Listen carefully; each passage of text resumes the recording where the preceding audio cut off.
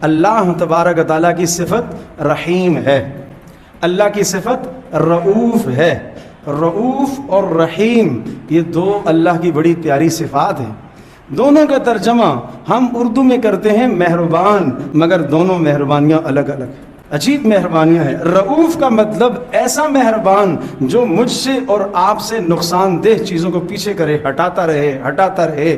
اور رحیم کا مطلب یہ ایسا مہربان جو ہماری فائدے کی چیزیں ہمارے قریب کرتا رہے۔ یہ دو باتیں، رؤوف، رأفت رحمت، ایک ماں کے اندر بھی یہ اپنی اولاد کے لیے دونوں جذبات ہوتے ہیں۔ ایک ماں یہ نہیں چاہتی کہ میرے بچے کو کوئی نقصان پہنچے، اور ایک ماں اپنے بچے سے کوئی نفع دور بھی نہیں کرنا چاہتی۔ تو جب ماں کا یہ حال ہے تو وہ اللہ ماؤں سے بھی زیادہ پیار کرنے والا ہے۔ وہ پھر کیسے مجھ سے اور آپ کے ضرر اور نقصان کی چیزوں کو ہٹاتا رہے گا، دور کرتا رہے گا، اور نفع کی اور فائدے کی چیزوں کو سامنے لاتا رہے گا، اس لیے کہ وہ رؤوف الرحیم ہے۔